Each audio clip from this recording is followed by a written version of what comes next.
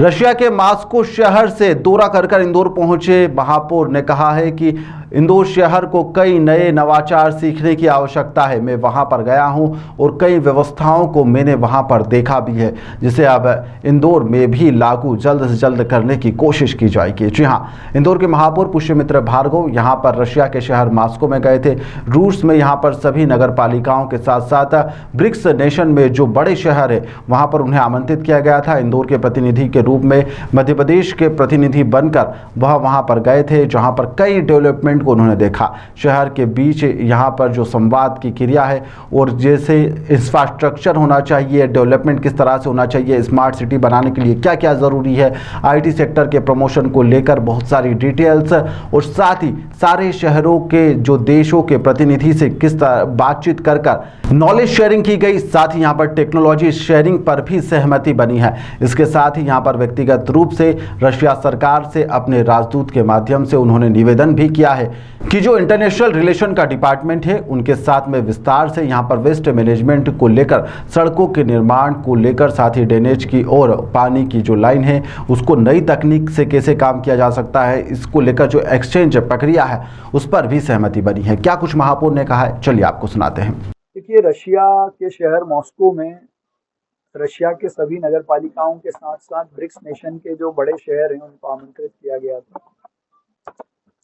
इंदौर के प्रतिनिधि के रूप में, मध्य प्रदेश के प्रतिनिधि के रूप में सस्टेनेबल डेवलपमेंट क्या हो, शहरों के बीच में आपस में संवाद कैसा हो, चाहे इंफ्रास्ट्रक्चर के डेवलपमेंट को लेकर हो, स्मार्ट सिटी बनाने को लेकर हो या आईटी सेक्टर के प्रमोशन को लेकर हो, इस पे बहुत डिटेल में सारे शहरों ने और सारे देशों के प्रतिनिधि ने बातचीत की और ये भी तय किया है कि हम आपसी सहमति और सद्भाव से एक दूसरे के शहरों में जो काम नहीं है इसको बढ़ाने के लिए नॉलेज शेयरिंग और टेक्नोलॉजी शेयरिंग पर सहमति हुई है। इसके अलावा मैंने व्यक्तिगत रूप से रशिया सरकार से अपने राजदूत के माध्यम से निवेदन किया था, तो जो उनका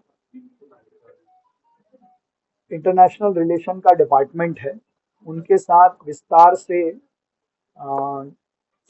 वेस्ट मैनेजमेंट को लेकर, सड़कों के निर्माण को लेकर, साथ ही ड्रेनेज और पानी की लाइनों में जिस नई तकनीक के साथ वहाँ काम होता है उनको एक्सचेंज करने पर सहमति बनी है।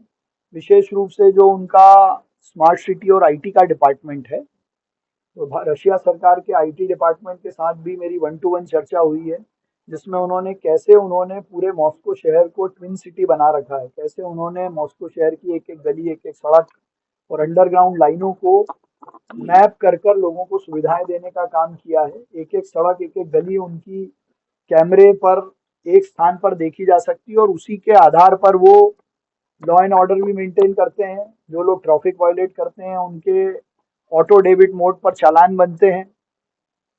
ये तो इन्फोर्समेंट की बात है जो हम उनसे सीखेंगे, लेकिन मॉस्को शहर से इंदौर को बहुत कुछ सीखना चाहिए। जो उनका वेस्ट कलेक्शन है, रोड स्वीपिंग का मैनेजमेंट है, क्योंकि एक ऐसा शहर है जहाँ साल भर या तो बर्फ गिरती है या पानी गिरती है। केवल 2 महीने जब गर्मी का मौसम या स्प्रिंग का मौसम रहता है तब वो रोज अपनी सड़कों को धोते हैं और रोज सड़कों पे से बर्फ हटाते हैं। तो ये एक बड़ा मैनेजमेंट है जो वहाँ की म्युनिसिपल गवर्नमेंट मॉस्को शहर की करती है, उनसे हम बहुत कुछ सीख सकते हैं। ये भी मैंने देखा है कैसे सड़कों पर बिना ट्रैफिक जाम के और बड़ी बड़ी सड़कों पर लोग अपने फुटपाथ पर पैदल भी चलते हैं, ई साइकिल का प्रयोग भी करते हैं, ई मोटर का प्रयोग करते हैं। तो ये एक नवाचार है जो इंदौर को उनसे ज़रूर सीखना चाहिए।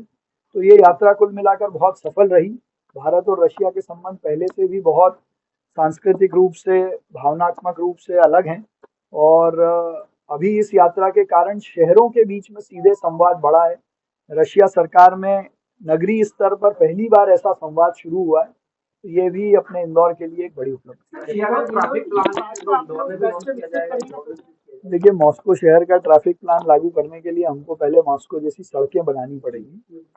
मुझे लगता है वहाँ के विजनरी लोगों ने आज से 100 साल पहले जो सड़कें बनाई थी वो आज उस शहर की पूर्ति कर रही हैं। तो उन सड़कों पर ट्रैफिक के नियम का पालन जो लोग करते हैं उस तरह का बिहेवियरल चेंज भी हमको करना पड़ेगा।